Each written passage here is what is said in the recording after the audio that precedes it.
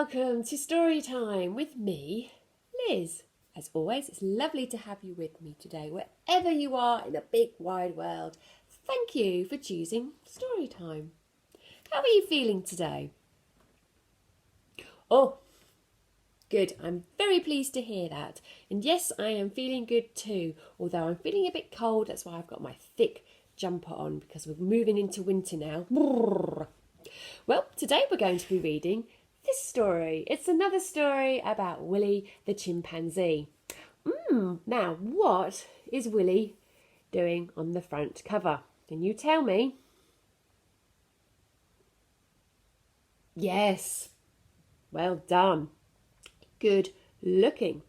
He is playing football because we can see he's wearing his football gear and he's kicking this lovely football. And it looks to me, I'm not a football expert, but he's done a very good strike there. And I do hope the ball gets into the back of the net. Now, the title of the story is up here. And interestingly, it doesn't have the word football in it. It has Willy the Wizard. And it's written and illustrated by Anthony Brown. And I have to say, I always enjoy the stories, but also the illustrations. Now, Willy loves playing football, but he doesn't have the right books until one magical night.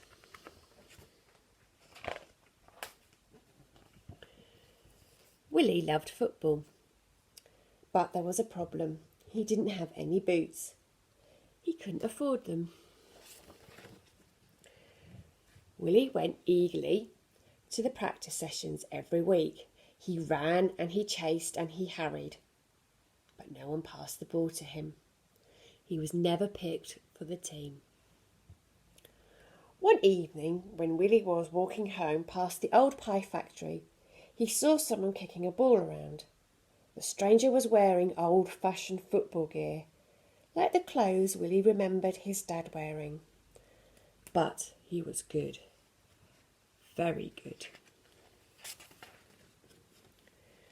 Willy watched for a while, and when the ball came over to him, he kicked it back.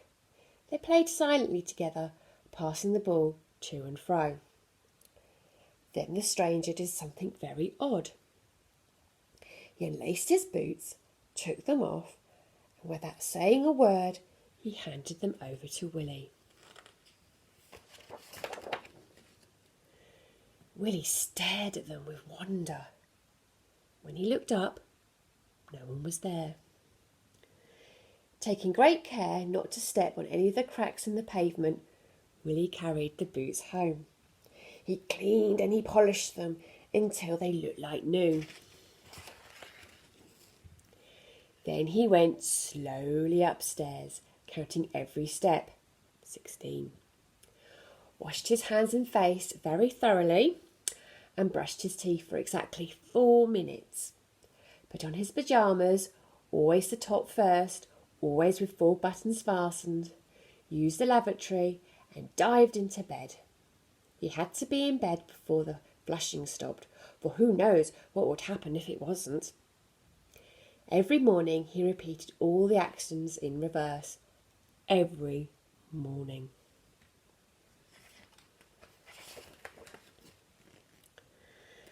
For the next football practice, Willy proudly took along his boots. But the other players weren't exactly impressed.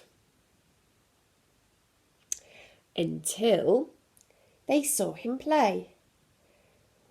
Wearing the old boots, Willy was fantastic.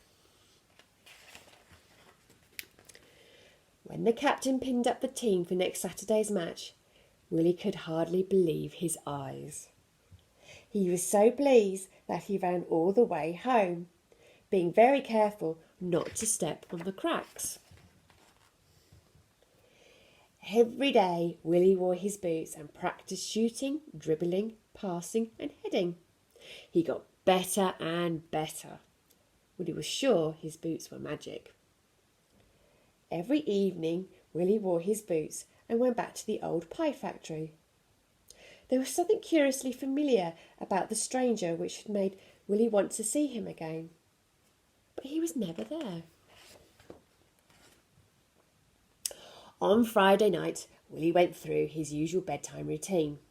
He went slowly upstairs, counting every step, still 16, washed his hands and face very thoroughly, brushed his teeth for exactly 4 minutes, put on his pyjamas, the top first with 4 buttons fastened, used the lavatory and dived into bed before the flushing stopped.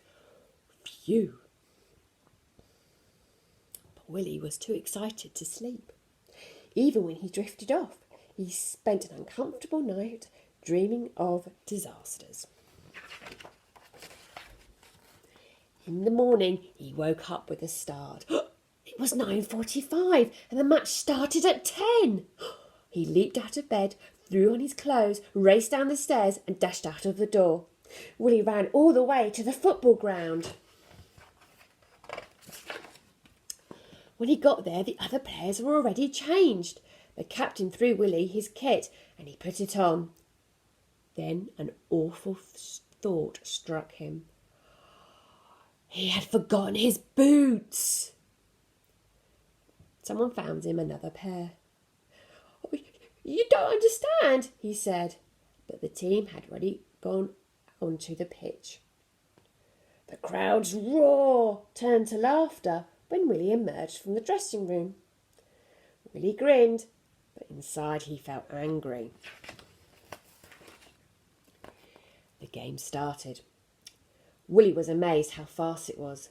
Within minutes, the opposition had scored 1-0.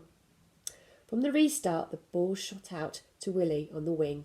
He hadn't time to think, he just ran with the ball at his feet. Willy was magic.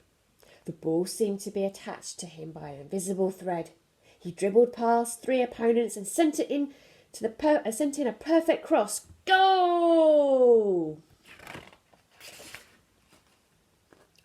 It seemed that Willy could do no wrong. Every time he got the ball, the opposition was mesmerised. The teams were very evenly matched. With seconds to go, the score was still 1-1.